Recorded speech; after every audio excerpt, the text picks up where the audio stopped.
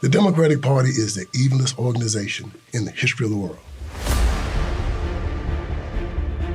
Since their inception in 1800, they've been the party of slavery. Then, after slavery, they became the party of the Confederacy. After that, they started killing black people during Jim Crow era. You're voting for a party that tells you they are going to abort children up to the 9th month, castrate little boys, and call them little girls, mutilate little girls and cut off their breasts and give them puberty blockers. And you don't think you're gonna be held responsible? As we look at the Democratic Party and the chaos that they've reigned on our community, our young men, our young women, I have to ask you to look at what they've done to us. Look at what they've done to us. Look at what they've done to us.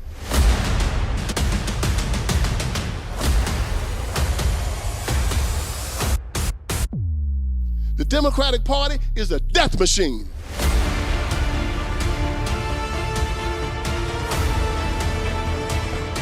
Wherever they rule, they destroy. That's what they do. They destroy. They decided to try to infiltrate the black community, and they didn't have any success until they met somebody. Who did they meet? Martin Luther King. And this is where we went wrong. He made sure that he brought the black vote to the Democrat Party. They used the black vote to commandeer the most powerful country in the world. He who the Son has freed is free indeed. Once you accept him, you are free. Anybody in the Democratic Party that tells you any different, he's a liar, he's an apostate, he's the affront to God, and he should be rejected by any Christian walking on this earth. And he's inviting you to go to hell with him. Don't go with him. Don't go.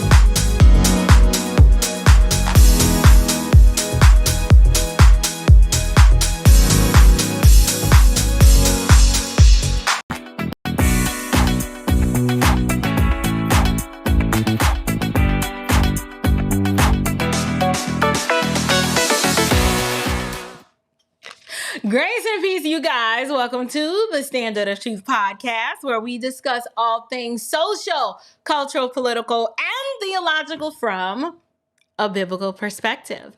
Happy Tuesday. You guys, I am so random. I'm like Waldo. Like, y'all don't even know where I'm going to be. Y'all don't know if I'm going live on Sunday, Monday, Wednesday. I might throw a little Friday in there, Saturday. You just never seem to figure out where I'm going to be. But guess what? I'm right here, right now, here with you all on a Tuesday night for a special edition of the Standard of Truth podcast. Welcome to the show, everybody. It's so good to see you. As you can see, I showcased a brand new, well, not new for me and probably not new for you all, but you guys finished watching the trailer of Will You Go to Hell for Me, which is an amazing documentary that was produced by Vince Everett Ellison. Vince is become like one of the bee's knees in my life, right? And I was able to sponsor and coordinate a private movie screening of his film right here in ATL, and it is a little less than a month away. And so if you are near Atlanta, live in Atlanta, want to be in Atlanta, willing to get in your car and drive to Atlanta, I need to see you. I need to see you on August the 19th at 7. Well, okay, so the jury's not out, but here's the way that this event is going to be structured, you guys. So it technically starts at 7. But from 7 to about 7:45 is for the VIPs. Vince and I are going to be sitting down, recording a live Standard of Truth podcast episode right before the screening of the film. But in order to be included in that live recording, you kind of have to be VIP. And I only have a set number of tickets for VIP. Like, it's not a lot, and they're going to be gone pretty soon. However, if you just want to come and see the movie, you kind of need to get there around 7:30. So it starts at 7, but officially it starts at 7:30. And I have placed the link in the description box of this video if you are interested in registering to attend that event. So if you're in Birmingham, Alabama, if you're in Huntsville, if you're in Nashville, if you're in Columbia, South Carolina, South Georgia, you need to figure out what you got to do to be in the house on that Monday evening of August 19th, 2024. So my media company, Standard House Media, along in conjunction with the Standard of Truth podcast, is sponsoring this event. And if you're VIP, you're going to get a swag bag that's going to be full of nice little goodies and just a way for me to show my love from me to you, and for coming out to support the event. And then after the movie, Vince and I will be doing a Q&A, and the goal is to have y'all out of that theater by 10 p.m. So if you are a moderator, if you could really quickly grab that link for those who are unable to visit the description box. But listen, y'all gonna hear a lot about this private screening for the next couple of weeks because I'm super excited about it. So anyway, welcome to tonight's show. I have, I would call it a power pack show, but not really. Like, I'm not trying to be here all night. It is Tuesday. However, I'm glad to be back with you guys. And as y'all can see from the thumbnail, as the popular saying goes, Atlanta must be stopped. Okay, it must be stopped. We are back reporting on the swamp that keeps on swamping. None other than the bastion, the lone bastion of colored communism known as Atlanta, Georgia. Y'all, this is the city that I've come to grow and love. I went to college here. I got married here. I had all 4 of my babies here.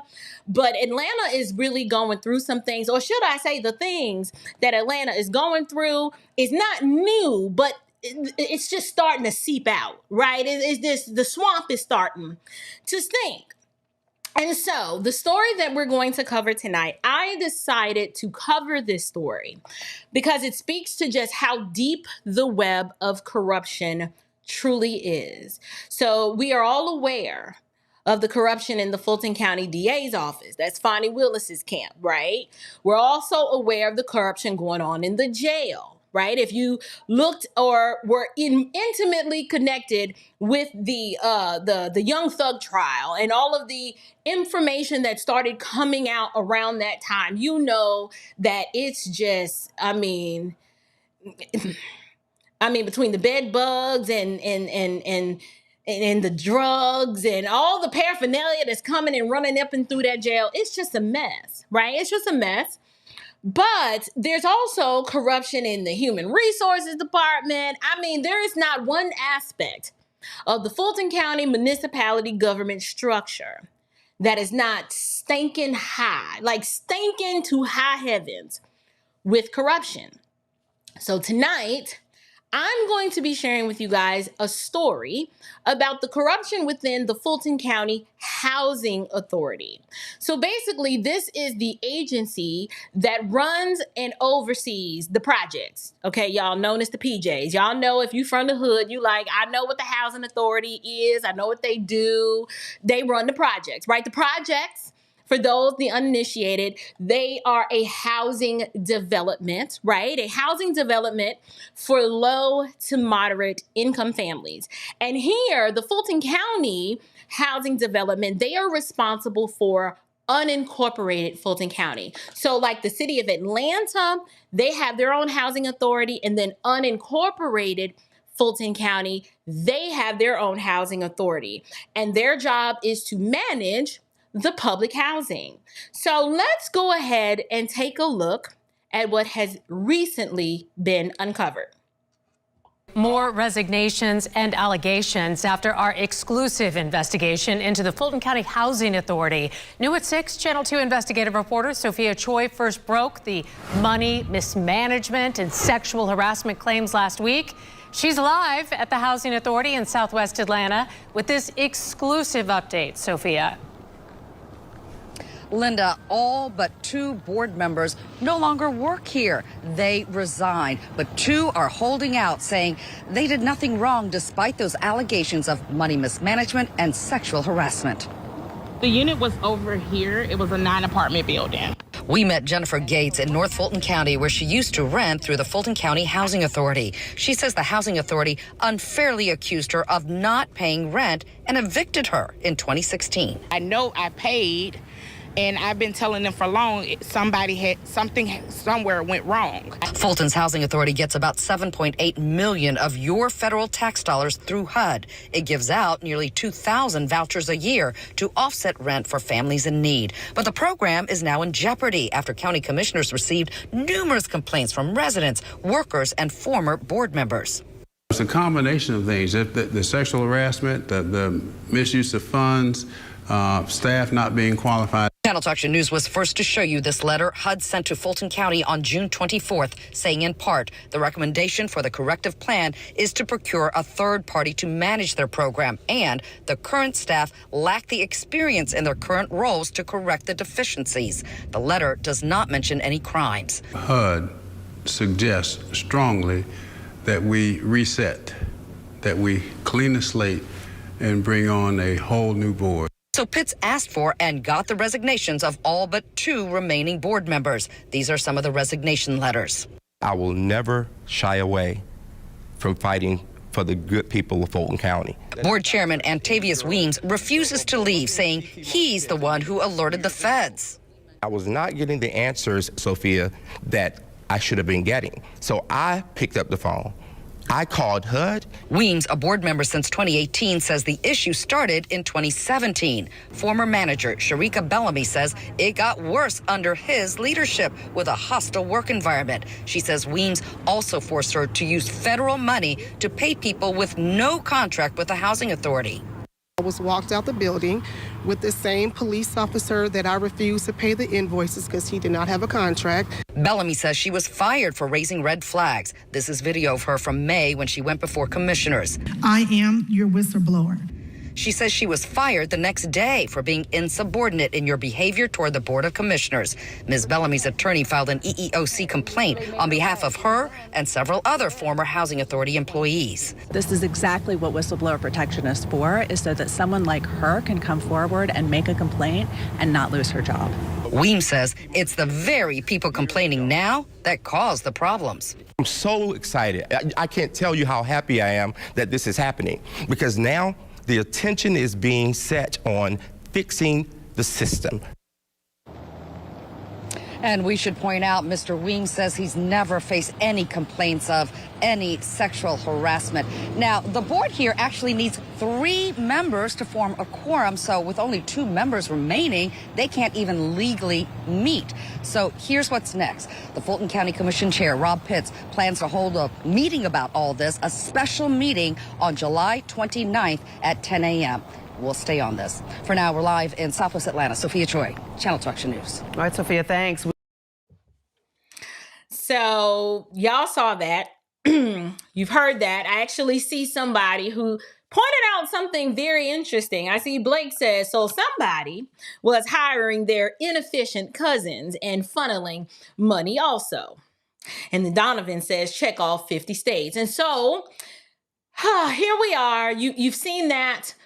Basically, you guys, we just watched that, or should I say, we just learned that HUD, which is the Housing and Urban Development Department, which is a federal agency, gives out over $7 million a year to run this program, right? And so like all inner city corruption, this is about money being mismanaged and people using the government system for their own selfish gain. This is also about, people having a lack of experience, right? So we listen to them talk about this lack of experience and how people who are not really qualified for the job are in this role. And then one representative, the whistleblower, is asserting that she was fired all because she was not paying particular individuals who technically, because they didn't have the government contract, she's like, I'm not paying them. And then somehow she just loses her job and is fired for insubordination. And so there's so many things at work here that I kind of want to point out and talk about. But before I get into the meat of what I want to address, I thought it was interesting. I wrote it down because it just came to me. I didn't even prepare this in my notes. But notice how there seems to be this common thread of people that lack experience that are placed in these prominent positions of power and authority. And I got to thinking that, I'll use the term DEI, right? But we don't really know the ethnicity or we don't know the gender of these individuals. But here is my theory with DEI and how it may have something to do with what's going on here.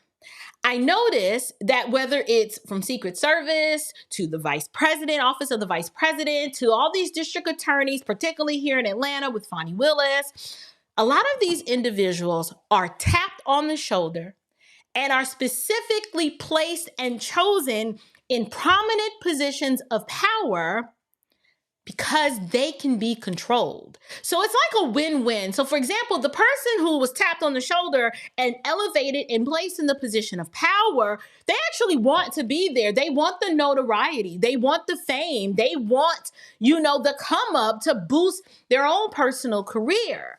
But at the same token, the powers that be are putting them in these positions because they know that these are the ones that they can pull them in marionette strings and make them do what they need them to do. And then when they're no longer useful, they will discard you, right?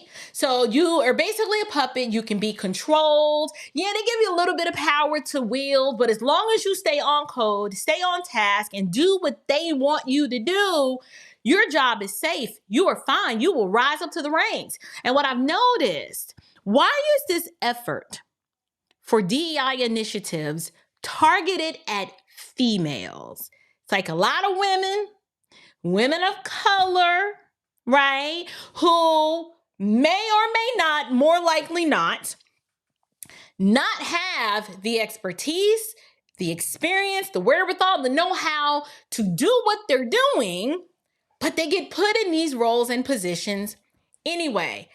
I have a theory and believe it's because they can be easily controlled and they have a thirst for power and a thirst to get ahead that is equal, if not more, than the people who are putting them in the positions of power, right? So I just wanted to kind of point that out. But here in this particular situation, we have this gentleman, this Antavius Weems person, right, who is appearing to be, I'm on the up and up, and I'm the one that called the feds, right? He's appearing to be the savior here, the do-gooder of the day. But truth be told, I don't really believe that at all. Like, I really do believe that he is full of boo-boo too, right? What I believe is that he doesn't want the system fixed. They actually like this system just the way that it is. It just so happens that most of the team have resigned and quit and left the sinking ship. So now you have the perpetual master-in-chief, Rob Pitts, plans to hold this special meeting, right, about the fact that now that Fulton County's housing authority, it doesn't even have a board. So now we got to meet to figure out, well, what the heck are we going to do? The question that needs to be asked, April, why are you covering this stuff, right? Like, why is any of this important? The reason why I'm covering it, well, because one, I live in this metro area. And so, just staying abreast on what's going on is important to me. But more important than that, it's because crap like this It ties into the rampant local government corruption that nobody wants you to be paying attention to. They want you to keep your head in the sand. They want you to be like, well, what's going on out there? No, look at that. Look over here. And you're like, well, you trying to look over here and they want you focus on this over here. And guess what? You don't even need to live in Atlanta for this story to be relevant to you. Do you know why? It's because this is the exact same apparatus, and structure that takes place in every urban municipality all over this country. Blake called it. Y'all are going to be very mad at me for saying this and what's new, right? There's not really a show that goes by that I don't say something that makes somebody upset, but I need you to let me know when I say what I'm about to say, where is the lie? Like, look for the lie, and if you can find it, type it in the chat. But if not, here it goes. This is your Black community in every major city all over this country. Yes, this is the legacy of the Lyndon Baines Johnson. This is his vision being carried out in real time. Literally, the LBJ of the 60s. Yes, he's dead. I know you're like, but he ain't even alive. How was that so?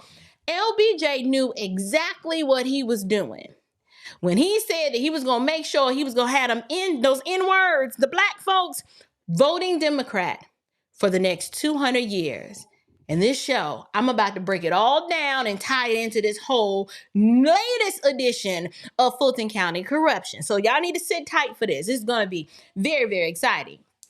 But what you are witnessing, you guys are witnessing the new era of colored communism when it's under bad management. Right? When you just got some bad actors that's just, they fumble in the bag and they ain't really doing what they supposed to do to keep all of this under wraps. This is what it looks like when it's sloppy and just out of control, right? This is the new school of blackity blacks, right? That they are the liabilities to the plantation. And I know you're like, April, why are you calling this a plantation? Like, what is all this slavery speak that you speak of here? Why? There are no slaves here. There are no whips, there are no chains or overseers. Why, April? Why on earth are you talking about this like that? I'm going to help you. Here's the formula, right? There's a whole formula that kind of makes this apparatus work the way that it does. You have the Democrat Party. What they will do is they will identify notable yet controllable black bread pro-blackity blacks. They'll find them. They keep their eye out for them. And once these individuals are identified, this group of people, the ones that have been identified, they are the ones that the Dems can control. They pay them well, put some bread in their pocket, pay them good money. And their job is to keep the rest of the blacks in line. Right? These are the people that keep the community subjugated, right? By wielding all of the black power, then they control all of the money, all of the funding, and not just that, they're controlling the narrative and the propaganda. So the whole goal is so that they can ensure chaos, confusion, contempt. Those are always on the forefront. And the job of these people, the gatekeepers, if you will, we can call them that, is to keep the community subjugated and controlled right in their own communities, right? So there are no physical chains. However, the vestiges and the smoke or the fumes of the slave plantation are always ever present.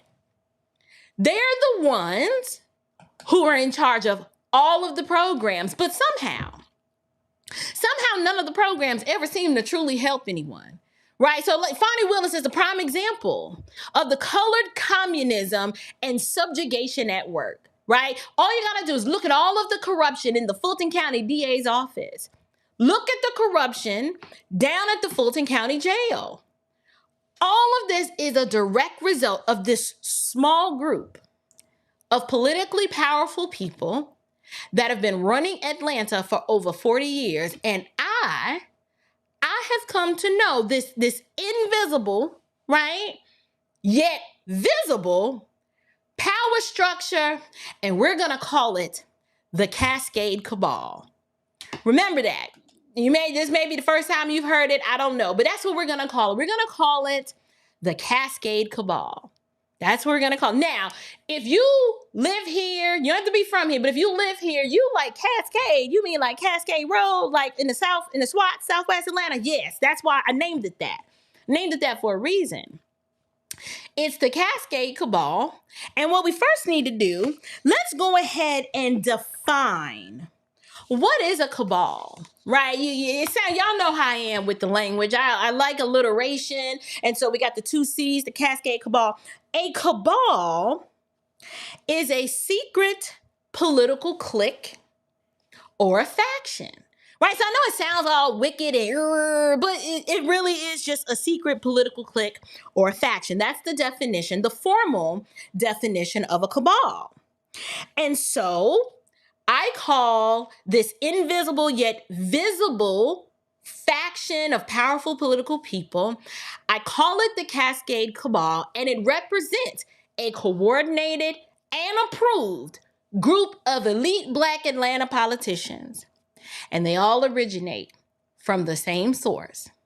And so if you live in Atlanta, or if you are from Atlanta, you know all about the Cascade area of Atlanta. That's your old Atlanta money. Right? That's that Southwest Atlanta, South Side, South Fulton County. You know what I'm talking about if you're from here, live, work, play here, or just know a little bit about the structure and the demographics of Atlanta. You got North Fulton County, and then you got the South Side. You got South Fulton. And so the Cascade Cabal, it's home to some of the most powerful Atlanta socialites and politicians. So let me tell you something.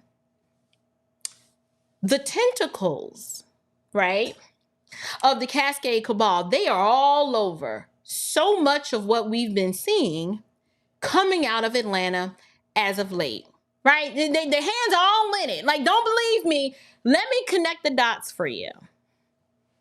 We just recently witnessed one of the approved members of the Cascade Cabal. We watched her expose herself when she was arrested in Buckhead not too long ago for her ratcheting behavior at a nightclub, right? Yes, we are talking about the former judge, Christina Peterson. Why was a probate judge name dropping like she was in her drunken stupor? You don't find it odd that Marvin Arrington, the legacy of one of the mainstays in the Cascade Cabal, was her attorney? Y'all don't think that was weird? Is it just me? Like, I don't know, that's such a coincidence. I didn't know that she knows Marvin.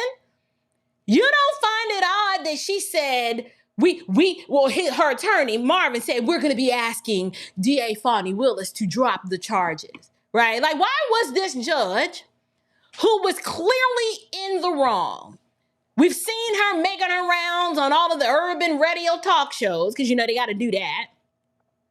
But why was she so super confident and under this assumption that the Fulton County Police, or should I say Atlanta PD, knew who she was? Y'all watched the footage, and I should have pulled the footage. How many times did she tell, Google me, right? When she was dropping those names like that, she was appealing to the overseers of the plantation. You don't think that such a system of power and control is present in every major city in this country? Oh, it is. In every major city in this country, there is a melanated Marxist network run by what I call the melanated mafia.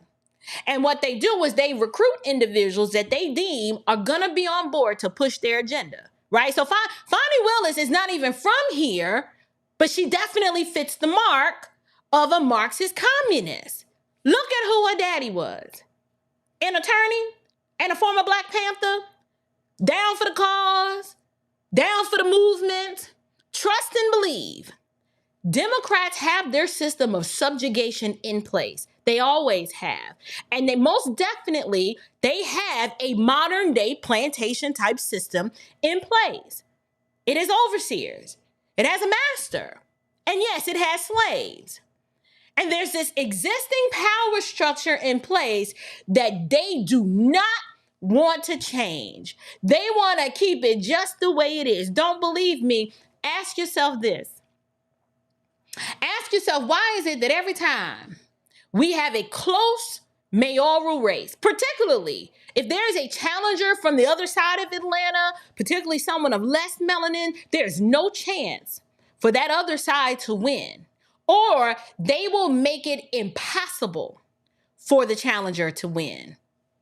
So if you're from here or are familiar with our demographics, and you look at the distribution of wealth in Fulton County alone, it's not like the north side is broke. There's plenty of money on the north side of Atlanta, right? It's not like they're broke and don't have money. That is not it at all. The issue is that the Black community are the electoral serfs for the melanated Marxist-minded communists. So through this process of subjugation and control, they have a lock on the hearts, the will, and the minds of the Black residents of this city. No matter what, those people will always side. They will always side and provide electoral support, because those on the south and the southwest sides, they have not realized and figured out yet that the reason why their communities are being decimated, it's because it is gatekept and controlled to be that way by the power structure that they continually elect to keep it in place. Even with all the money that comes out of North Atlanta, not even they can combat that level of power and control. So let me make some inter-cabal connections for you, so that you can understand what I mean. And we can draw the same type of, I don't know, we can call it Venn diagram, like Kamala likes it, because, she just loves Venn diagrams so much. So if I had a visual or a whiteboard in a space, I would, but I don't have one right now. So let me draw for you mental pictures of this tangled web of connection with the cabal, right? So you've got a current mayor of Atlanta. You got Andre Dickens. He's from the Shirley Franklin circle. If you remember, Shirley Franklin is the former mayor of Atlanta several mayors back, right? So you got that. Then you got Kasim Reed, who was before Keisha Lance Bottoms. He's from the Andrew Young circle, right? Then you had Keisha Lance Bottoms. She's a native, went to Douglas High School, right? So I would probably say she's probably part of the Arrington or the Mitchell circle, right? The only mayor in recent history who was probably not part, or if he was part of the Cascade cabal, technically he was an outsider, was Mayor Bill Campbell. Bill Campbell wasn't from Atlanta. He's from North Carolina originally. He was considered an outsider. And I'm not saying that outsiders can't be part of the Cascade cabal. However, if you step out of line and they can't fully control you, things happen to you. Does anybody ask, where's Bill Campbell now? Right? Very successful mayor of the city. Look what they did to him. Now, Bill was dirty. Yes, Bill was dirty like the rest of them, but they discarded him. Right? He was accused of corruption during his time in office. Then he ended up being convicted of tax evasion, spent a whole lot of time, well, not a whole lot, like 16 months in federal prison. So yeah, sometimes they do turn on their own. It happens. Casualties of war. It's just how it works. But the point I am making is that H.J. Russell, the Arrington, Caesar Mitchell, those are the powerful families that are from Southwest Atlanta that run this city. So all of that talk about white supremacy, it's a smokescreen. Ain't no white supremacy. All these are Black people.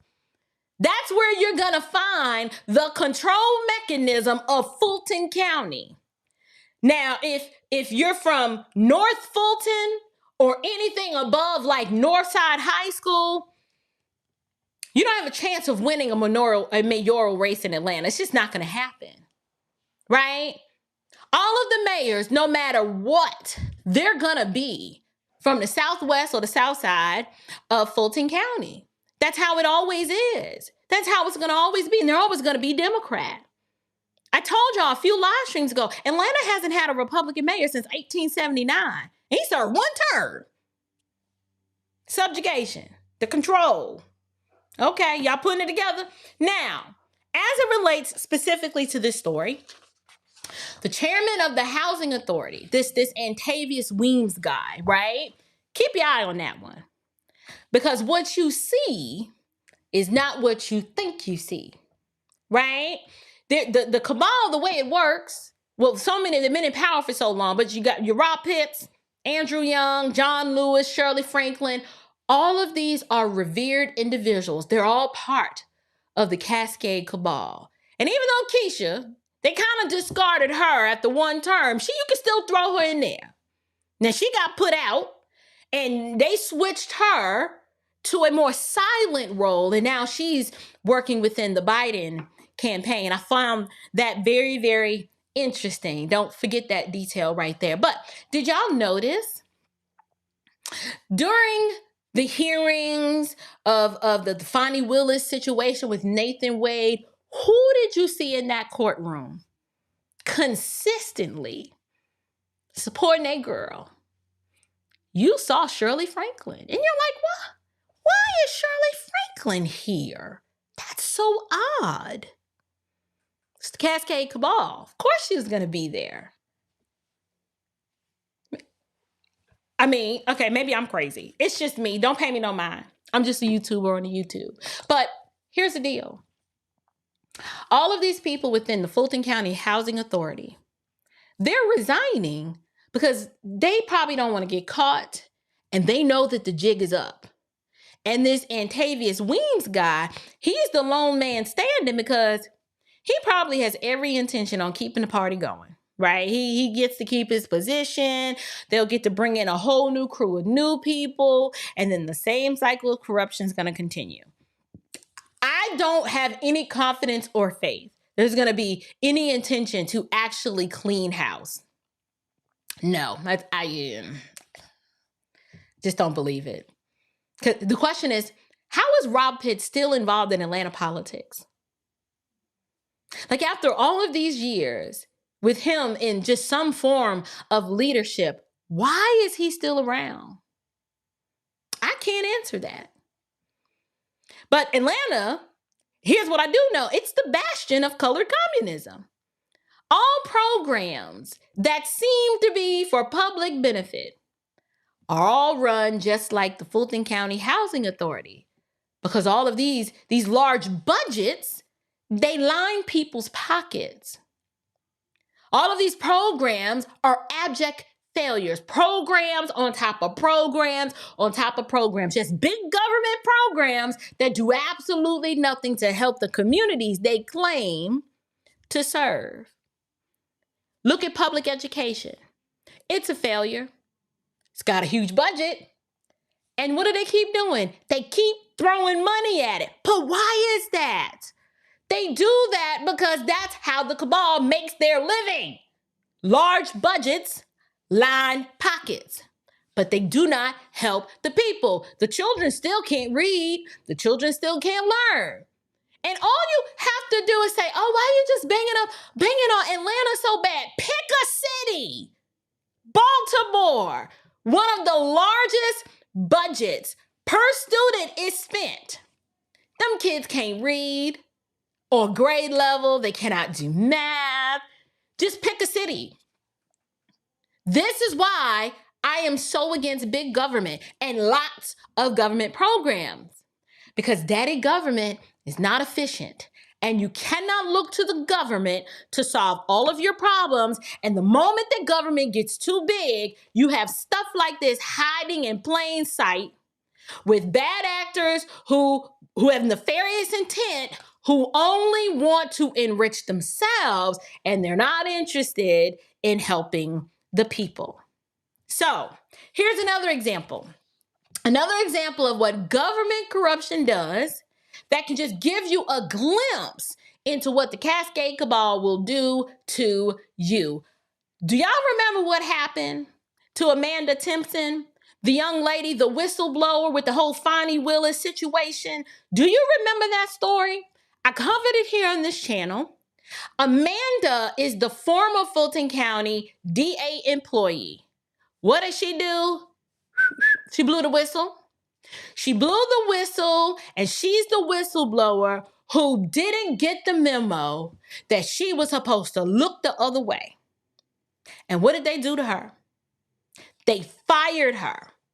Just like they did this lady in the housing authority situation. And now they have Amanda tied up in court in hopes to financially ruin her so that she eventually just bows out and stops fighting back. They want people like Amanda to be quiet because they know that she knows firsthand just how corrupt things are.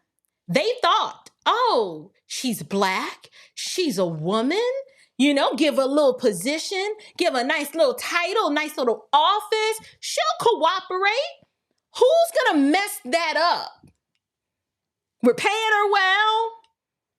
When you buck the system and you don't bow the knee, and you like, wait a minute, this is wrong. Y'all can't spend this money like this. They just like, who let her in? Oh no, she got to go. Then take a look at the orangutan judge, Christina Peterson. Yes, y'all didn't even notice it in plain sight. She exposed the corruption out of her own mouth. But you would have missed it if you weren't paying attention. Why does she keep asking for coffee? She keeps saying it over and over again. Call coffee, call coffee. We weren't supposed to hear all of that. But in her drunken stupor, she let the cat out the bag and started drunk dropping names. And she was dropping a lot of names. You know, she thought she was better than the average citizen. So don't touch me. Don't touch me. You need to Google me. Look me up. You know who I am. She was calling for the Cascade Cabal to come and handle it. Come handle this situation. And the situation is not just isolated to Atlanta. Look at Cori Bush, the congressional hood rat of St. Louis. It's the same type of cabal infrastructure, just a different city. Look at LaToya Cantrell in New Orleans. Same type of cabal structure, different city. Look at Tiffany Henyard in Dalton, Illinois. Now, she's a newcomer on the scene, but it's the same type of cabal infrastructure, different city. Let me drop a few throwbacks for you. Marion Barry, name ring a bell, the crackhead of the Capitol. Same infrastructure, different city. Look at Andrew Gillum, the sweetheart of the Democrat Party, the switch-hitting sodomite down there in Florida, right? Same infrastructure, different city. I can go on and on. Same cabal infrastructure, different city. There's definitely a systemic operation going on, and there are some key players that are integral in keeping these communities decimated, subjugated, and under oppressive control. And to be fair and just completely honest about the situation, Joe Biden is a prime example of what it looks like when a puppet is elevated for the purpose of being controlled. And now we have Kamala, who I would say is the best case to show you how you can put an unqualified, just loser grade person in a position just so that you can keep control of the position of power that you have. Honestly, she represents it in the worst way. So we're going to shift gears a little bit because now I want to talk about how Kamala is the next experiment of someone that they're going to elevate just so that she can be the next level of puppetry in control. And look what's on the horizon with this sudden rise, right, of the most unpopular Democrat candidate 4 years ago. But you look at that, just waging civil war. Now It's happening. Civil war between black men and black women. What am I talking about? This entire election is literally going to represent an internal civil war between black men and black women. Use this as an example. Look at here in Georgia. Who did Stacey Abrams blame for why she lost the election? She blamed black men.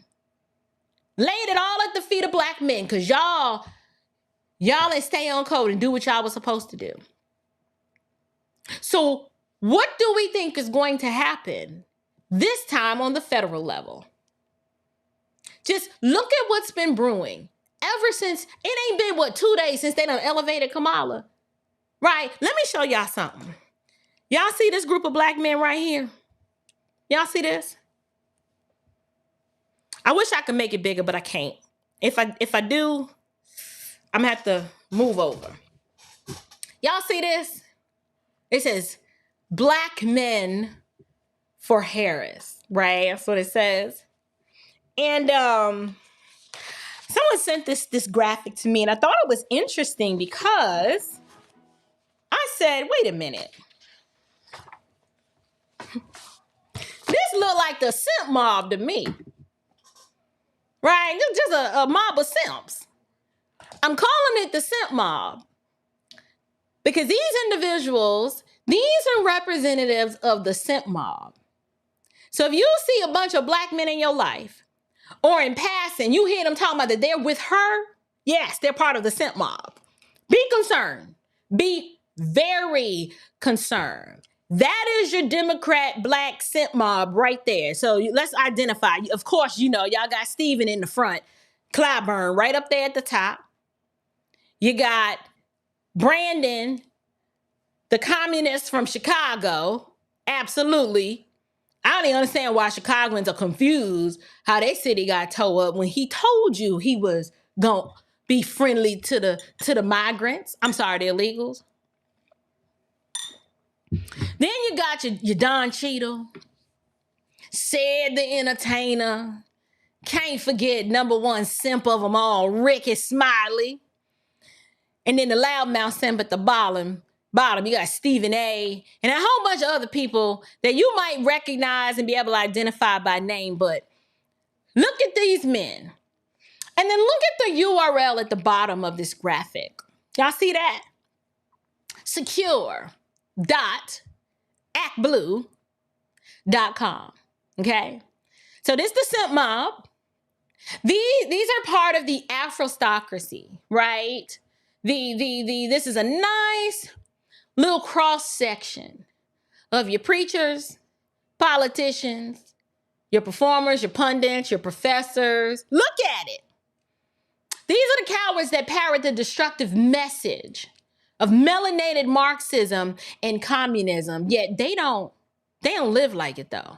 They don't live like it. So I'm gonna go ahead and pull it down. And I just want to talk a little bit about that because what you need to know is that the simp mob, they get paid to stay on code and to usher in the demonic agenda of the perverted left. They know that a huge portion of black people idolize and hang on to these people's every words of their pawns. So whatever the pawns say, they know black people gonna jump on board. We're not gonna think through it. We're just gonna be like, well, you know, Ricky Smiley has said, or Stephen A. Smith has said. So they'll just be on board with it. But here's the thing. Recently, in addition to the simp mob, right, the black male simp mob, there was a call of over 47,000 black women. And do you know what they call themselves? Well, y'all know me. I always give them names, but this one I'm really nice and gracious about it, right? The 47,000 black women that were on this Zoom call, right? I call them the Black Democrat winch mob, right? So you got the simp mob and then you got the winch mob. And then together, the goal of these two groups is to convince all of the blackies, right, to support and vote for Kamala. That's the goal.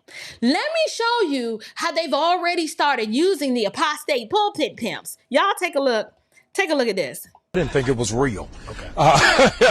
Pastor Jamal Bryant leads New Birth Missionary Baptist Church, one of Atlanta's largest, and just recently met with the vice president. History was made within 6 hours. She was able to raise $63 million.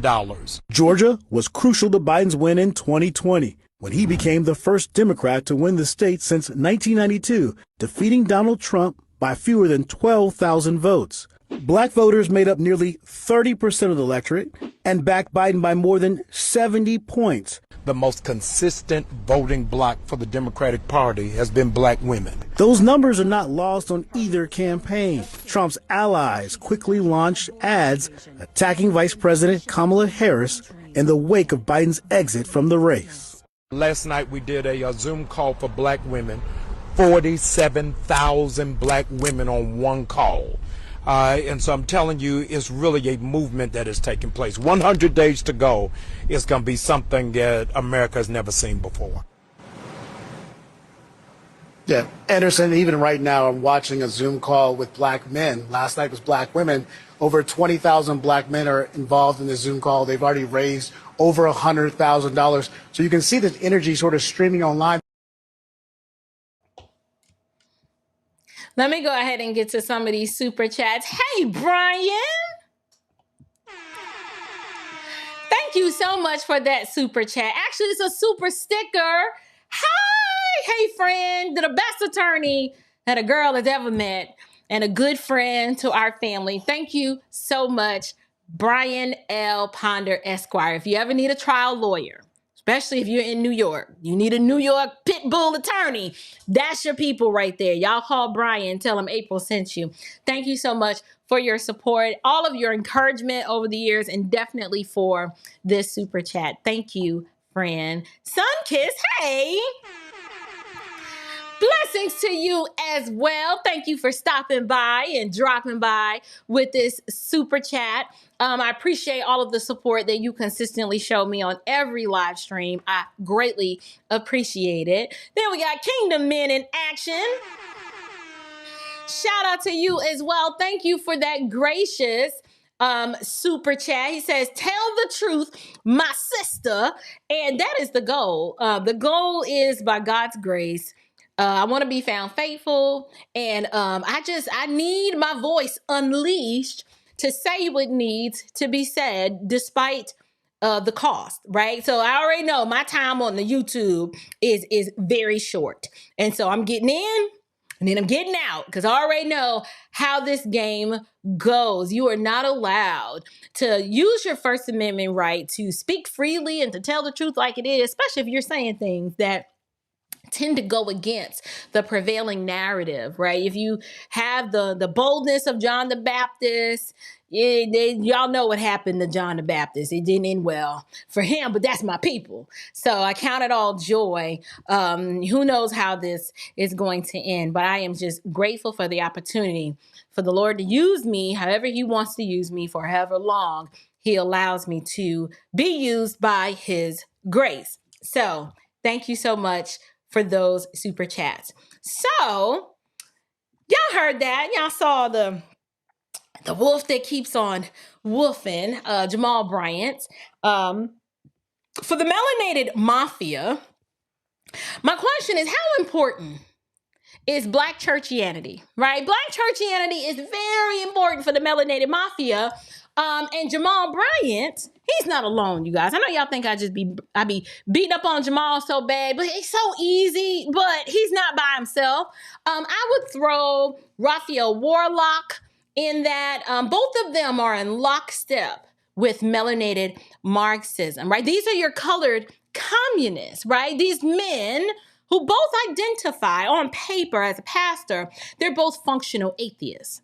right? Sure, yes, they use religious sounding language. One's a little bit more charismatic than the other. Like Jamal, you're going to see him hollering and holding his ear and, showing out in the pulpit. Warlock is a little bit more reserved. He still wears his pastoral stole and his robe. He looks a little bit more astute in his, and he kind of gives you like old school Baptist preacher vibe, but void of the spirit. Yeah, so both of them are representative of these functional atheists using religious sounding language, but y'all, they do not bow the knee to the one true God. How do we know this? We know this because they preach and support an ideology that is the opposite of what the God of the Bible has revealed to us from the scriptures. We know this, right? The Bible has revealed how Christians are supposed to live, and these gentlemen actually preach the opposite. For example, you have Warlock, who claims to be a pro-choice Christian. Like, what in the heck is that? What is a pro-choice Christian? Like, the Bible knows of no such category of a man born from above, filled with the Spirit of God, that thinks anyone should have the right to assassinate their own child in the womb. That's just crazy. That's called murder. But he calls himself a pro-choice pastor. You never hear any of these Marxist-minded pulpit pimps advocating in support of the family. You never will hear them talk about that, right? Like marriage between a man and a woman, and then as a result, children born in the confines of marriage, they don't talk about that a lot. They are in support of policies that actually destroy the nuclear family. Like, for one, look at Jamal Bryant. The logo over there at New Birth is literally the BLM fist, right? Like, he's telling you right there in plain sight what he supports and what he believes. And this is why he can attend a conference with a known practicing homosexual who's married to a man and then apologize to him on behalf of the church. Yes, he did that. He offered an apology. Now, his apology came on behalf of the Church of Satan because Yahweh, the God of the Bible, was not a part of that. But that's the God of Jamal Bryant. And so the Democrats, they know that the apostate Black church is one of their primary conduits to simply usher in their wickedness. And do you know what? Like, it's been working. Like Hillary said, is it working? Absolutely, yes, it is working. They know exactly which disciples of darkness to go to. They know, and they know which ones to go to and which ones within the who's who of Black churchianity. They know them by name. One, those pastors are already compromised, so it's easy. Jamal Bryant is an extremely valuable asset to the melanated mafia. His reputation's already marred, and it's marred by his own self-doing, right? He did it to himself. He lacks self-discipline, right? No control over his loins. So he's perfect. He likes women, he likes money, and he likes controlling people. It is the perfect combination. And what you're gonna do, you're gonna start to see more. In the upcoming weeks, you're gonna see more of this. Every week, Jamal is in his pulpit, reinforcing mental slavery and preaching spiritual bondage with a toxic message to ethnic Black Americans. This is why the men in his church are to be pitied, not respected. Sorry if you go there. I don't know what you want from me. He literally breeds simp soy boys, right? That bow the knee to whatever the Black women in their lives say, or the Black women in their sphere of influence, whatever they tell them to do, that's what they're going to do. That's what they're going to do. All throughout his sermons, you're not going to hear the gospel of Christ proclaimed. You're going to hear a message that is fueled by the spirit of hatred, his blatant racism that just comes across the pulpit, right? You're going to hear a whole bunch of victimization and the whole time, while you hear all that, He gonna be siphoning money from his own people to enrich his own pockets. When you examine a Marxist, they will always preach a socialistic, Marxist-minded type rhetoric, but they don't live that way. They don't live that way themselves. They live and move in the world like capitalists. They sell their books. They live in big, beautiful houses. They don't live near no poor people if they can help it. And they're always flossing and showing off their cars, showing off their little ugly, just bootleg looking designer clothes, showing off all their material things. Let me show you another example of what I'm talking about. I got to show y'all this one. This was a Twitter post that I came across. It's by Insurrection Barbie. And it says, there is zero chance on this planet that in 24 hours, 880,000, mostly first-time donors, donated $80 million to Kamala Harris. The woman who got less than 1% of the vote in 2020 has a 37% approval rating and is polling worse than Joe Biden. The tweet goes on to say, they are laundering money through ActBlue. How stupid do they think people are? So I'm showing you this to further support what I'm saying. You see this post? My question to you guys are thinking people, got your thinking caps on. How do you explain all of a sudden the candidate with less than 1% of the vote in 2020, polling worse than Joe Biden as of 2 days ago? How do you explain that? But the next question you need to ask yourself, do y'all remember ActBlue? Or am I the only one that remembers? Because what's happening right now is the mainstream media is trying to rewrite history in real time. So I want to refresh your memory as to who ActBlue is. So let me pull that down. We're going to look at this for a little bit. Let me see if I can get that. All right, and I'll try to stay out the way as much as I can. But ActBlue is the name of a political action committee. So it's a PAC that collects funds for Democratic Party campaigns. But that's not all.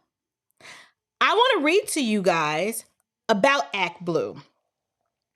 I want to remind you guys about ActBlue, aka the dark money, right? So I've got this article pulled up, and I'm just going to read a few sections of it, right? Is the fundraising service ActBlue passing Black Lives Matter donations to the Democrat Party?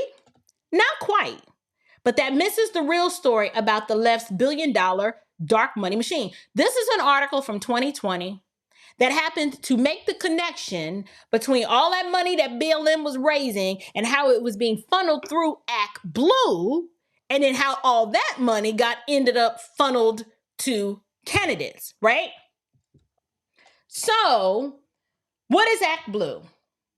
As Influence Watch explains, ActBlue is a service for left-wing groups and Democratic politicians to fundraise without setting up an online donation infrastructure themselves. Money passes through ActBlue to the ultimate recipient, and ActBlue collects a fee as payment. This also has the added effect of obscuring the ultimate recipient, since money passing through ActBlue acts like a donation to ActBlue. So it doesn't say like, oh, Black Lives Matter, right? So in the graphic here, you got the donor, ActBlue charities, which is like 3 different ones, and then this recipient right here. You've got different recipients. So ActBlue, this right here, these 3 middle circles, those are the different ActBlue arms, right? It starts here with the donor. The money gets funneled here, and then you got a recipient PAC, recipient 501c4, recipient 501c3. So this is how Southern Law Poverty Law Center, Center for American Progress, Green Space Fund, or People for the American Way, Center for American Progress Action Fund, Greenpeace. Then you got Joe Biden for president, Emily's List, In Citizens United. So this is how the money flows, right? And this is an older graphic for how it was working back in 2020. So here's the part that I want you guys to pay attention to. Hundreds of groups ranging from left-leaning to far left use this platform, funneling an incredible $1.5 billion into political causes so far. And this happened during the 2019 to 2020 election cycle. It's proved so successful, right? Now, there is a conservative side called Win Red that raised $235 million from Republicans in the same period. But here's the difference with ActBlue. The trick to ActBlue is understanding that it's a single brand encompassing 3 separate nonprofits: ActBlue Charities, ActBlue Civics, and then simply ActBlue. These groups share leadership and office space, but are legally distinct entities, right? Disclaimer language at the bottom of blacklivesmatter.org's ActBlue donation page indicates that funds are processed through ActBlue Charities, the 501c3 arm, so donations are tax deductible. Similarly, left-wing advocacy groups such as Demand Justice fundraise through ActBlue Civics, which is the 501c4 arm, while Democratic PACs and campaigns fundraise through ActBlue PAC. Here's the bottom line. These are 3 money pots which don't spill over into each other. Money raised by a 501c3 cannot be donated to a PAC or a campaign because that would violate laws governing nonprofits and elections. But the real story that is missed is far more disturbing, right? Now, you notice how the left is always talking about they don't like dark money. This is dark money, right? Other nonprofits largely function as pass-throughs, but they normally report the end recipient of the money flows. That's how it usually works. ActBlue doesn't function this way. Because normally, the question is, if any reporter has ever asked ActBlue Charities and ActBlue Civics if the IRS has explicitly okayed their highly convenient non-reporting, right? So, the moral of this is, it's a lot of dark money in this whole political space. And they funnel it this way. And I'm just trying to figure out, I don't believe 880,000 small dollar donors all of a sudden just jumped in the ring to support Kamala. I just don't believe that. I don't know. I could be wrong. But the way the mainstream media is like spinning all of this stuff in real time, rewriting history, the latest lie is, oh, Kamala's not the border czar. She's not the border czar. Like, several left-wing outlets have been reporting that when we have the evidence when Joe Biden announced that Kamala was the border czar because she was the best person for the job. Y'all remember he told us that? Yeah, well, mainstream media is now saying she wasn't the border czar. She was just responsible for the diplomatic, peacekeeping negotiations. But, being the border czar wasn't her role. They'll just, listen, they lied to us about Joe, and now they trying to push their puppet Kamala in there. But here's the thing. At the end of the day,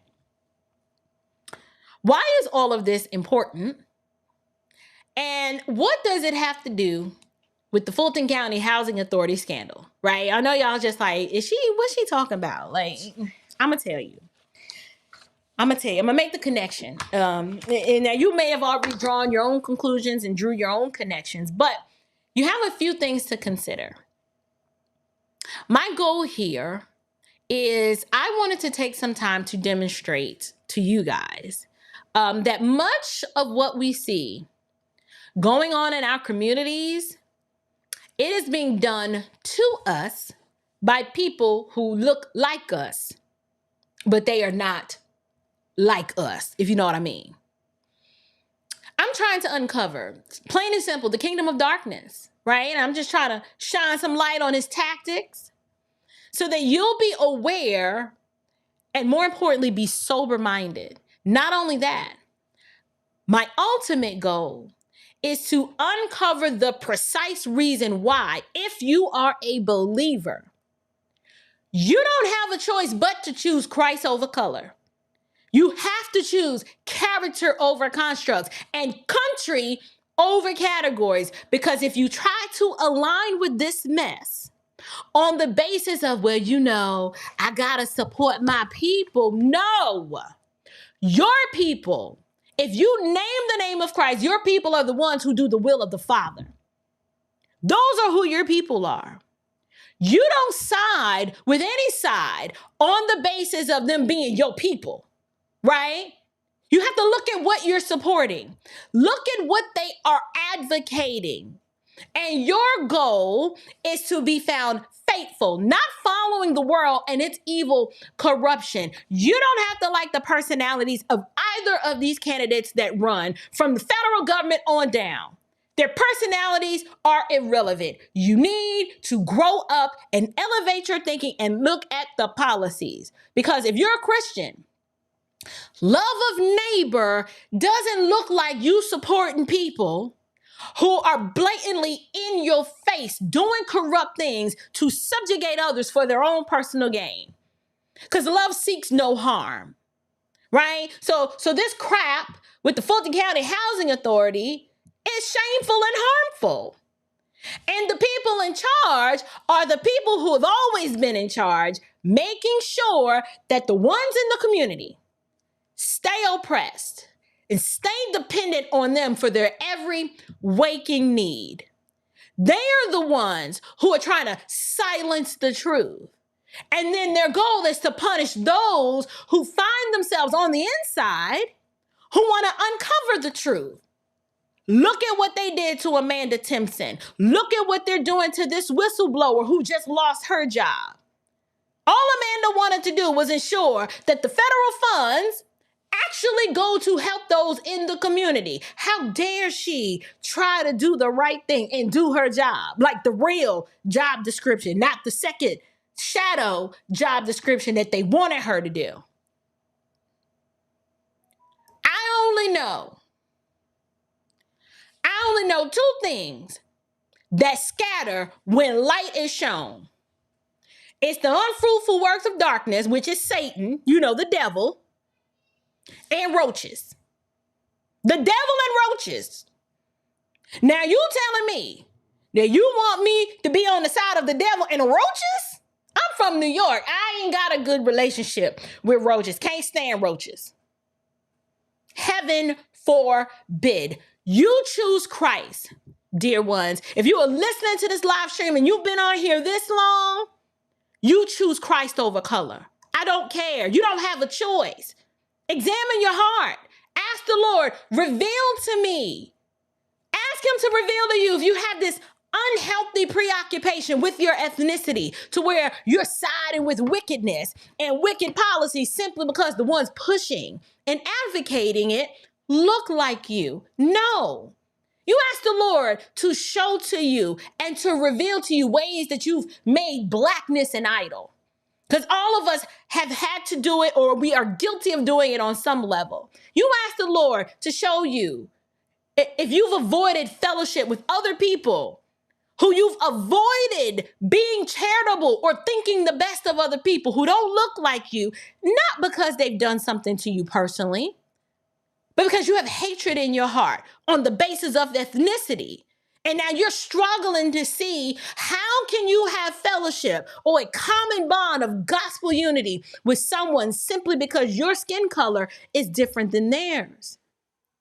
We expose it. You shine the light of the gospel on it. And I promise you, the Lord is faithful and he will heal you. He can heal that brokenness.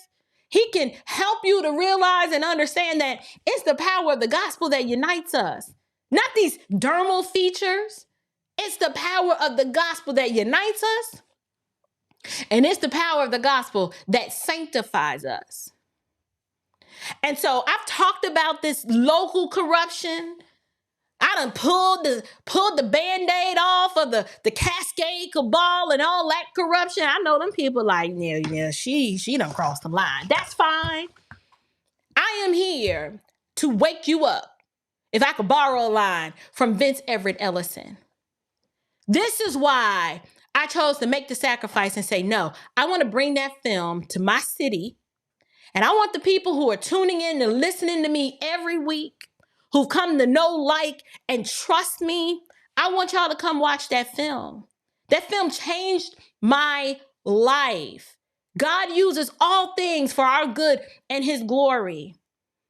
And while I have been felt like the Lord freed me from this partiality, and I'm like, I have unity with my brothers and sisters in the Lord. I realized through God's providence of meeting some individuals along the way on this journey that I've been colorizing the people of God. This is why I've been trying to reform and radically transform the way I use words.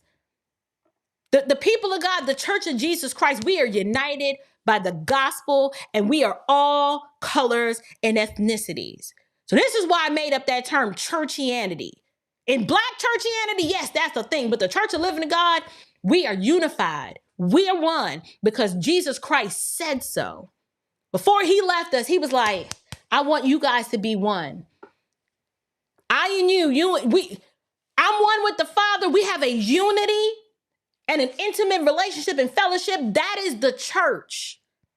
That's the people of God. And so the gospel of Christ says that wicked, guilty sinners who can do nothing of their own accord to present a righteousness that is worthy to be received into God's kingdom. The gospel says Christ Jesus died for our sins in accordance with the scriptures. And he was buried and he was raised on the third day in accordance with the scriptures. It was prophesied long ago that there would be a remedy for this sin problem. This sin problem, yes, the problem is sin. The hatred in your heart of why every time someone who doesn't look like you says something or does something that you don't like, that's why your knee-jerk reaction is, it's racist. No, that's the hatred in your heart that's coming out. Because people who've been freed from the curse of the law and who have been justified by grace through faith, that is not your first knee-jerk reaction. You think the best of your brothers and sisters, and you're able to look at the world with a different lens and a different worldview to say, well, wait a minute. Maybe I actually did something to offend this person, or maybe they have a difference of opinion than me. And why am I viewing their difference of opinion as somehow racist? Or the new one is sexist and misogynistic. We got to throw that in now. That's the trifecta of foolishness that we're going to be hearing this election cycle. All of the division that this country is experiencing right now, it's not a matter of, the blacks versus the whites. No, it's the kingdom of darkness and the kingdom of light. There is no neutrality. So you have to decide based on conviction and what the scriptures teach, who you riding with. Because see, I'm riding with King Jesus. Okay, that's where I am. I am riding with King Jesus, and that's what it's gonna be, and that's what it is. And since I'm riding with King Jesus, I can't ride with Biden. I'm sorry. I can't ride with Kamala and her wicked policy. Matter of fact, when I was preparing for this show, I couldn't believe I was on time. Like the way the Lord mapped out this day, my husband was like, wow, you actually ready on time. I was like, yeah, I'm surprised. I don't know how I did it. But I was in the shower. And yes, I had my phone in the shower because there's sometimes an important call comes through and I don't want to miss it. And I sent this to a friend because I was like, it hit me. And I was like, I don't want to lose it. And I don't know why I didn't think to audio record it. But I was like, I'm sending this to you so I don't forget. And as I look at all of the government corruption that's around locally in different municipalities all over the country, don't think I'm just picking on Atlanta. I'm picking on Atlanta because I'm here. But that that cabal that I talked about, that I named the Cascade Cabal, you have the same thing in every major city that's under Democrat control. It's just a different name, different city, same apparatus, right?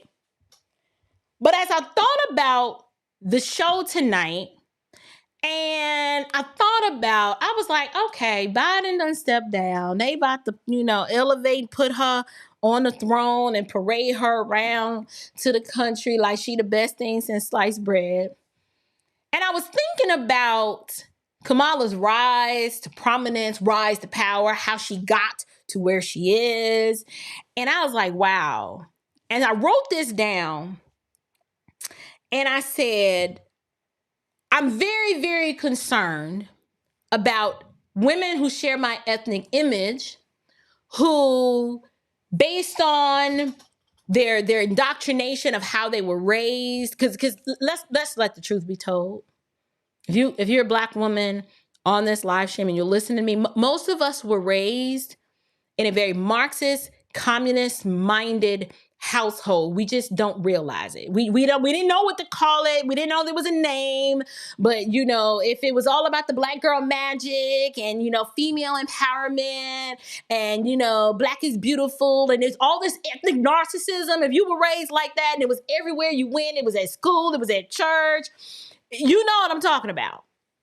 And as I thought about that, I said my concern for women who look like me, who name the name of Christ, the pagans gonna do what the pagans do. They lost and spiritually blind. They can't help it. So for the believers though, for the believers that for whatever reason, they have not allowed their profession of faith and the God that they claim to serve, they haven't allowed the scriptures to inform their worldview as it relates to this political scandal that we're living in the midst of. And they're thinking about supporting Kamala because she's a Black woman.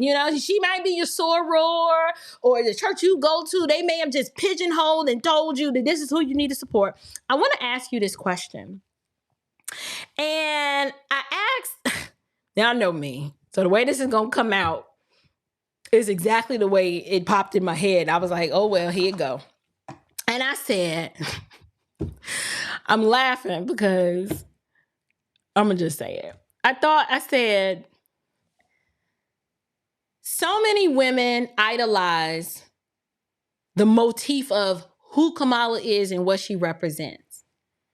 And y'all know I always call her the side piece, right? She's forever going to be the side. She's the side chick, right? It is what it is. And I was like, so are you going to be the bottom broad so that you can rise to the top? Or are you going to be the bottom, or are you going to be the broad on top and end up at the bottom? Like, either way, you don't win. But it's the question that I wanted to ask. I said, because when you think about it, her rise to stardom literally is because she was the side piece, the bottom broad. Like, use your imagination. It's a family-friendly show. So when I say the bottom broad, like, just you figure out what I'm saying. Are you going to be the bottom broad so that you can rise to the top, whether it's your career or, political aspirations? Or are you going to be the broad on top, right? We're adults. And then end up at the bottom. Because to me, when you are unable to achieve something on the basis of merit, but you were chosen because of how you look or your gender or your ethnicity, to me, you're at the bottom. It looks like you done rose to the top, like you the cream of the crop, but no, you're at the bottom. Either way, whichever way you spin this, you're not winning. It's my appeal to Black women is that I'm like, is this what we're celebrating now? Because if you think about it, Fani Willis is following in the same footsteps as Kamala Harris. She started out as the bottom broad so that she could rise to the top and then ended up being the chick on top. And now she at the bottom. Now you figure the imagery out and you try to interpret what you think I'm saying. But I'm saying what I'm saying. Very similar pathways to success. Kamala Harris, Willie Brown, Fani Willis, Paul Howard, Nathan Wade. Those are our queens. Those are our representations of excellence and greatness. I don't know about you, but not for me. We are not the same. We don't share the same worldview. We don't advocate for righteousness at all. I can't ride with that. I am not with her at all. Can't do it. So, you can call me Kunisha, right? Coon, and hey, it's all good. It's all good. I'm just telling you like it is, and you ain't got to like it. But the truth will make you free. So I'm done. I am done. And it's storming. Like the rain is pouring down, and I am concerned that we're going to have problems with this stream because the internet is liable to go out at any time. And so, yeah, that's fine. That's fine. I'm here for it all. Yes. Let me acknowledge Superfruit Orchard. Hey, Superfruit, how are you? How can this fiasco be stopped? I rest in the sovereignty of God. I do. More now than ever. And you know what helps me to rest in the sovereignty of God?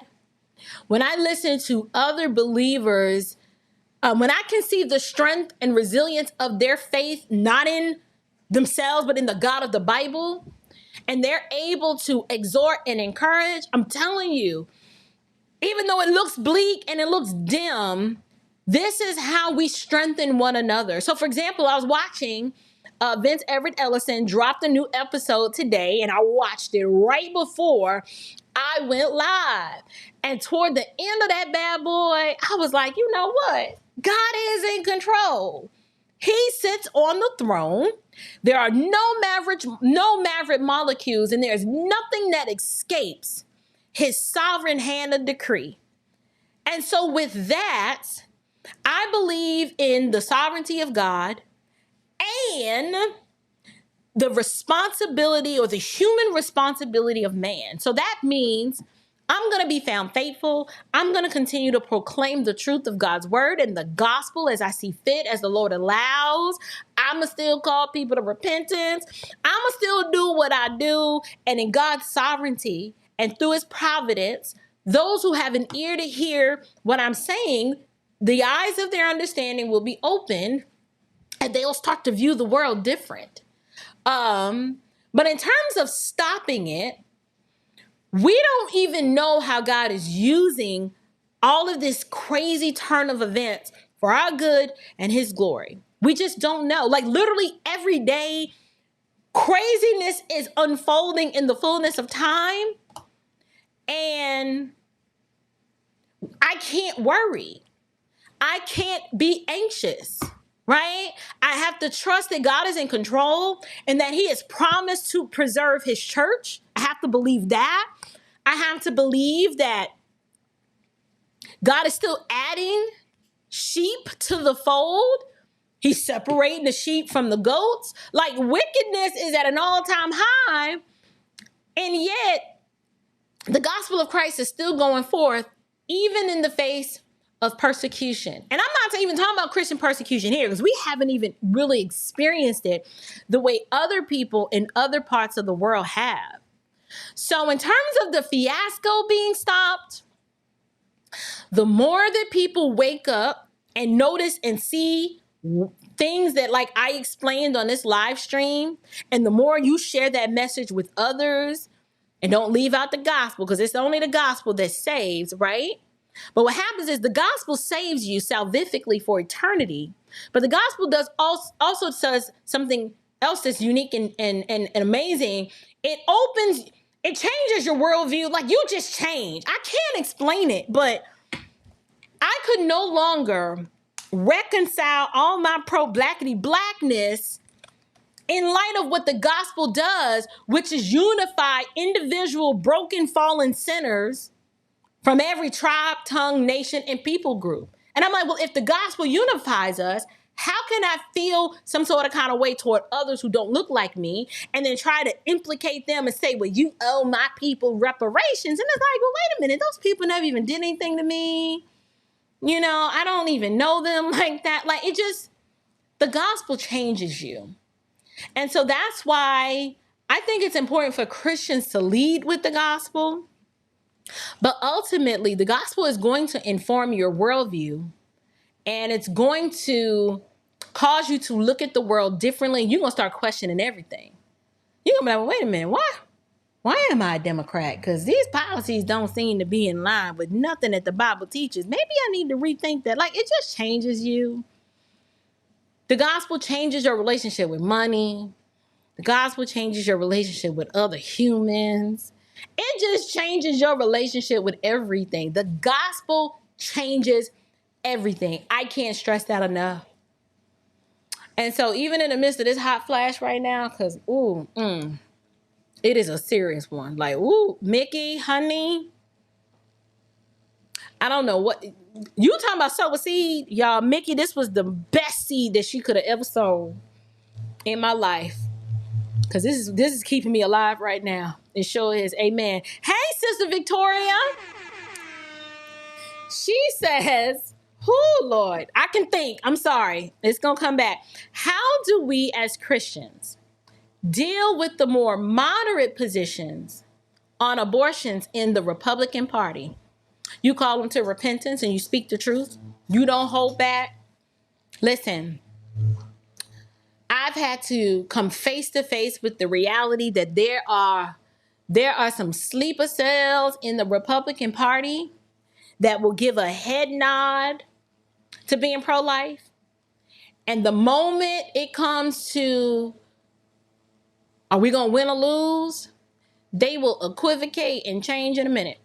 And all of a sudden, they be like, well, I mean, you know, a complete abortion ban, I don't know if that's the right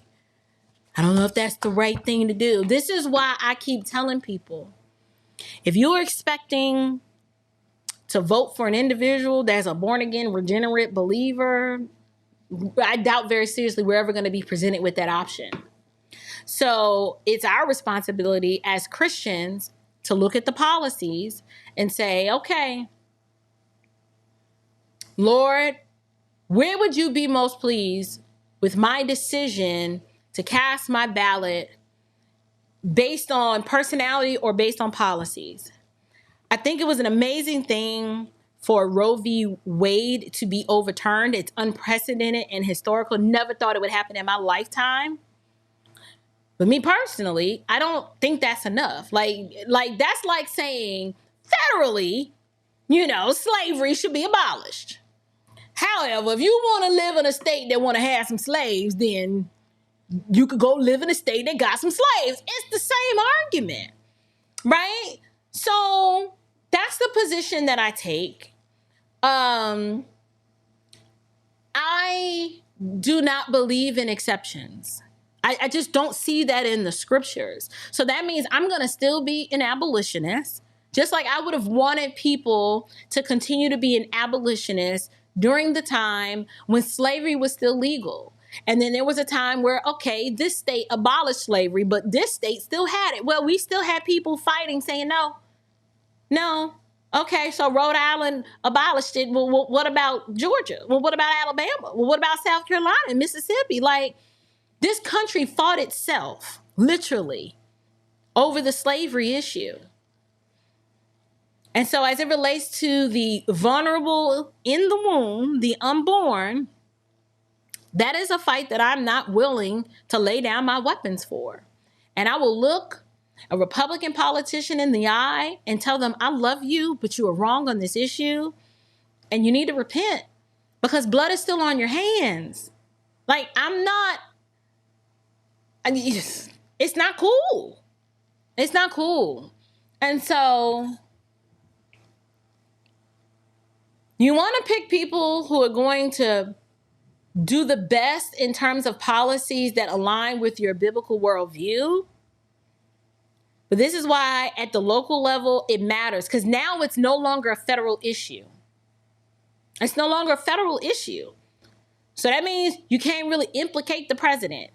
Because according to Trump, he did his part. That's how he's looking at it. I did my part. So now it's to the state. So now that means your governors, your senators, your congressmen, your state legislators. Now you have to push personhood amendments. And, you know, incrementalism is nice. And I would celebrate, you know, but I can't stop there. So, for example, in the state of Georgia, we have a heartbeat bill that means absolutely nothing. Babies are still murdered here. In fact, once we got our heartbeat bill, the murder of babies went up because it's not enforced.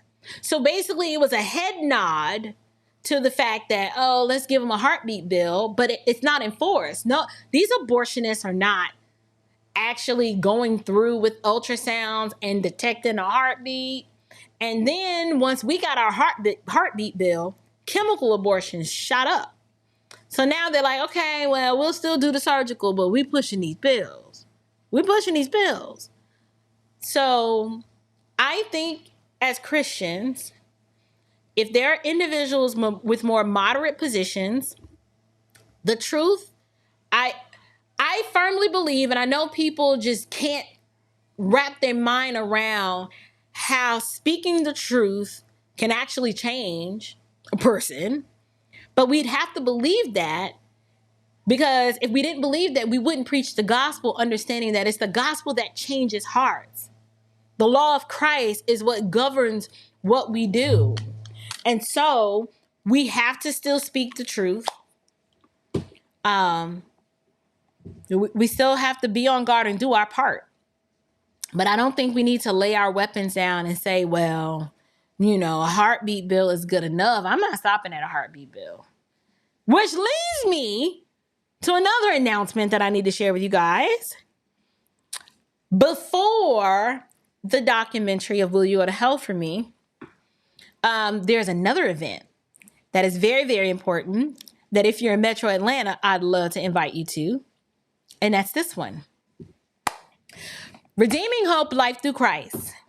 That is actually in a few weeks. And it's August 9th to be specific, from 7 to 9:30 p.m. I am the keynote speaker at this dessert reception, because we're going to be confronting the lies of abortion.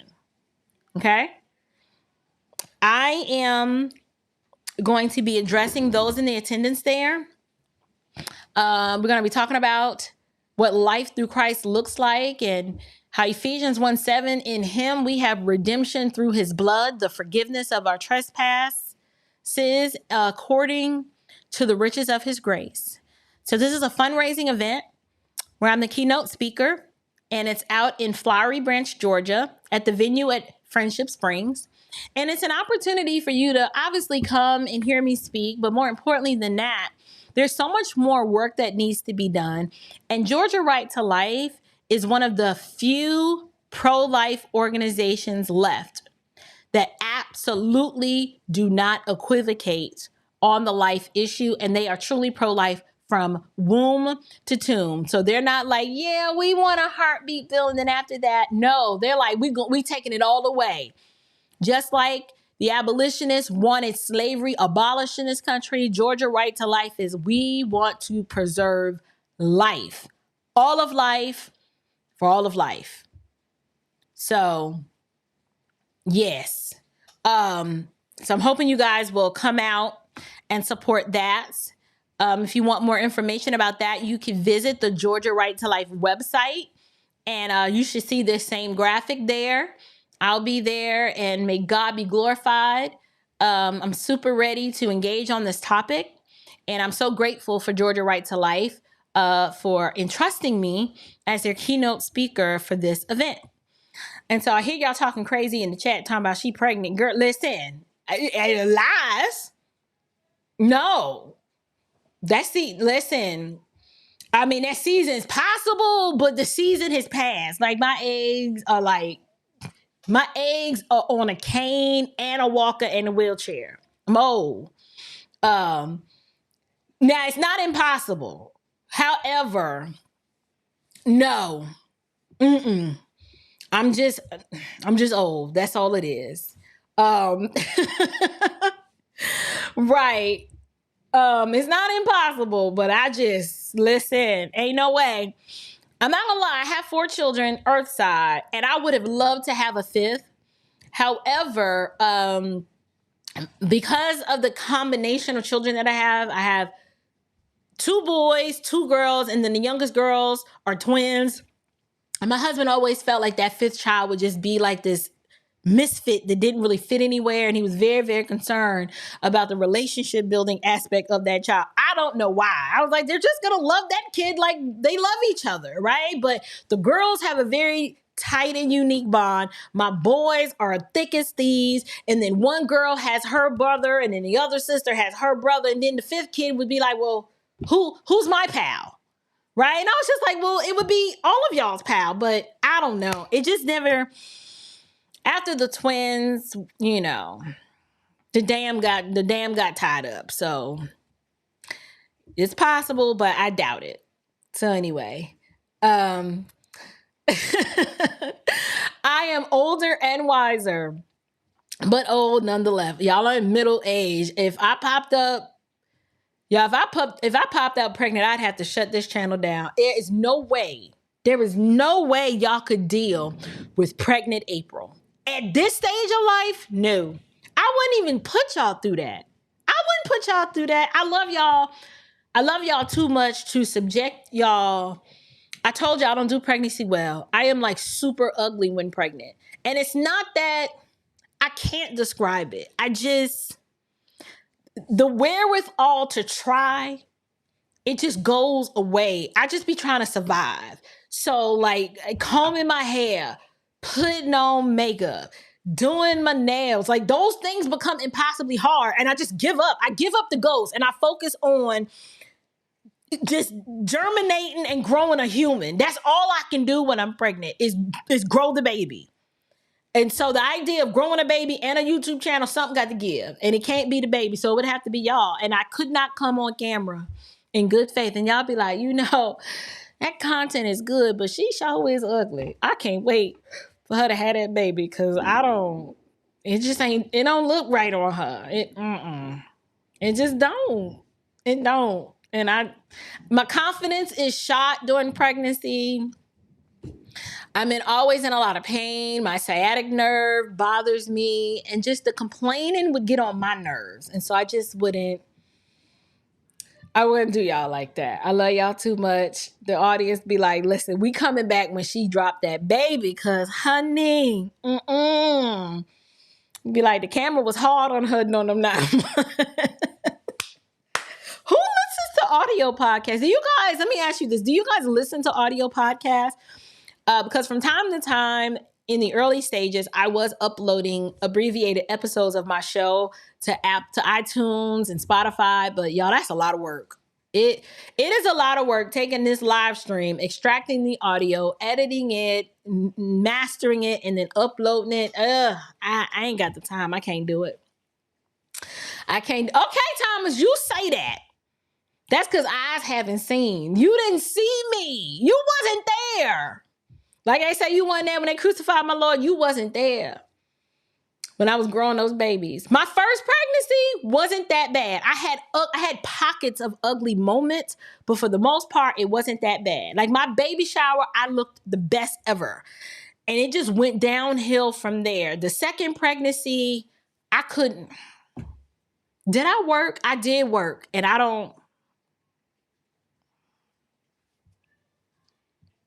it wasn't good. That pregnancy wasn't good at all. The twins, I worked them until I was 5 months, and I was so big that by the time I was 5 months pregnant, they had already modified my cubicle twice. They were like, we don't have any other configurations for this. We were like, you're way back here, the computer. There was no other way they could really accommodate it. And the stress from that job, I ended up going on maternity leave at 5 months, and I never went back. And so that time that I was home, I wasn't out in the public. I did have a baby shower with the twins, and I tried my best to look good that day. I really did. And it wasn't that bad, but it took a lot. I think I had to prep like 2 days in advance. I had to exfoliate, moisturize. Like it was a whole production. And you're pregnant with 2 babies. I can't do that no more. I'm too old now. Anyway, let me go. Let me make sure I got them all. Yes, I did. So Thursday, amazing show planned for you guys. I'll have a guest, and we're going to be talking about matriarchy and the impact of DEI on this country's infrastructure. And we're going to be discussing it in terms of, do we think it's a good idea? Has it worked? How has it benefited the country? And if not, what needs to be the remedy? What needs to be the solution? How are we going to get from up under all this matriarchal rule? Because y'all already know I have an opinion, but I'll be bringing on another young lady who's also a Christian, and we're just going to be fleshing this out and discussing this from a biblical perspective. So hopefully you'll come and join us on Thursday night. And so because I'm going live Thursday, I don't know about a Friday show, might do a Saturday show, but we will see. In the meantime, you guys, don't forget, if you'd like to come to the live screening of Will You Go to Hell for Me by Vince Everett Ellison, check the description box below. Register. You can find information on the website at events.standardhousemedia.com. And I'm looking forward to seeing you. I would love to see you all there and to hug on your neck and have y'all there for the live podcast. Now, we are going to do a live podcast, but it'll be rebroadcasted on here. And then lastly, before I let y'all go, I thought about doing this for my members. So if you're a member of this channel, I need your input for you to tell me if this is something you'd be interested in. So before I started YouTube, I actually was on Facebook in an unofficial capacity creating content. And I have gone through so many of my Facebook Live videos. It's when I was rocking my Harriet Tubman hair. It's before I went back relaxed. So I'm real rugged and raw there. Still the same April, right? Still the same April. But there's a lot of content over on Facebook that aged really well. Aged really well in light of what we're going through in the world right now.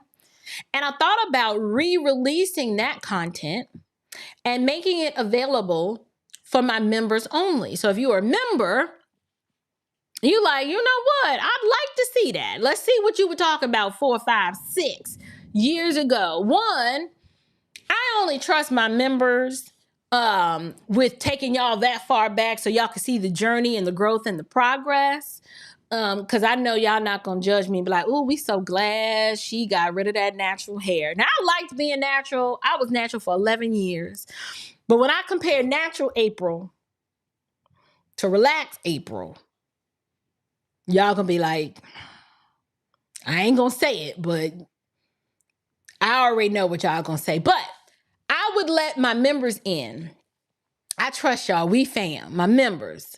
I would let y'all in with access to that content. And what I was thinking about doing was like a members only live stream so we can watch it together. And you guys can critique me and be like, wow, look how the Lord has grown you. And do you still feel this way? And how did you come to that position? And all kinds of we can just go ahead and rip me up. But I thought about that. Now, if y'all are like, that's dumb, why would we do that? Just let me know. But if you'd be interested in having some members only live streams with looking at my old, I'm dug through the crates, Facebook Lives. I already have one in the queue that I was like, oh, I got to drop this. But I was like, I don't know if I want to drop that to everybody. Thought about dropping it for my members. So what do y'all think? So Yvette says she'd love to see it. Derek said, hair as raw as the content. Yes, Derek. It's raw. I even had one of my daughters said, Mommy, you look just like Isaiah. Isaiah's my son. And she was like, you look just like a boy. It's like, dang, girl, you get on my nerves. I said, listen, I was in my best mommy mode when my hair was natural because I didn't have to worry about it. Y'all, I would do my hair once a week and it showed, but I would only do my hair once a week because I had 4 kids 4 and under. Okay. And I was helping my husband run our family business. I did not have time to be focused on a whole bunch of makeup and no hair. I just didn't. I mean, I would clean up on Sunday, but outside of Sunday, what you see is what you get. I was coming on camera like, look, I'm here. Right? So, that is terrible. It is what it is, Derek. How do you become a member? Oh, good question.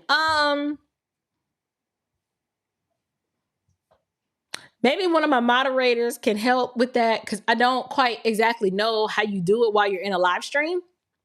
But I do know you can go to the channel and there should be a join button, I think. Let me see. I don't know. Let's see what that process looks like. Okay. Oh, okay. When you go to YouTube and go directly to my page, under my most recent video, you'll see our members, thank you channel members, and all the way to the right of that, you see a join button. And then you just join. So it looks moisturized now. But honey, listen. You know what, sis? I did too. I really did. I mean, listen. It didn't bother me. But when I look back and I could see how people would be like, oh, she is so rugged, just really earthy, right? Just really earthy and rugged. And it's okay. I'm fine with that. It's a part of the journey. It's still me. Back then, I was like, I'm not my hair. I was like, I have way more important things to focus on and to do. And my husband loved it. So really, that's all that mattered. Listen, I learned a long time ago that you have to release the need to please invisible friends. And so I made that decision to be natural for 11 years because I was nursing children. So a lot of it was a health issue. I wanted to avoid the endocrine disruptors from the chemicals. And then 2, I already knew I got to keep all 4 of these humans alive. I can't be in no hair salon. I don't have time for no hair salon. I didn't have time for any of that. I was focused on keeping humans alive, right? Meal planning, all that stuff. Homeschooling. Like you trying to teach kids 4 and under and everybody got to learn how to read right back to back. Hair is way down on the list. I didn't get my nails done. I didn't do any of that. I was just roughing it. And it was fine. But if you guys are saying you would like that, I think I will do that. How raw is the content? Like I'm sitting in my bedroom on a couch, on a bed, in a car. I'm just wherever. Wherever the feeling hit, I would turn on that camera, Brother Derek, and I would just let it rip. And so I have been looking at that content and I was like, you know what, this is pretty good content, but I don't know if I want to expose the entire channel to all of it. So I was like, I would just do that for my members, my in-house people, and then that way we can critique it together in terms of just seeing some of the positions I had. I already know some of y'all gonna be like, yeah, she is way more aggressive now than she was back then. I was still wild and crazy, but it's just the progression or the evolution of April, the content creator. So I'm gonna work on that, and I'll start releasing those episodes soon. I'll do them as members only live streams, and then that's it. That'll be something fun for us, right? She know kids be in the back seat when April's live. Y'all would hear my kids in the background. I'd be like, "Hey, I'm live. Shut up!" Like I was just having a good time. Yes, the kids were very young, so you hear like their little voices. Mommy, can I have a snack? Or she hit me. It was just me in my element. But anyway, I love you guys with the love of your Lord. It's late. I'm going to chop up this live stream. Look out for those released abbreviated episodes in the days to come. Until next time, grace and peace, you guys.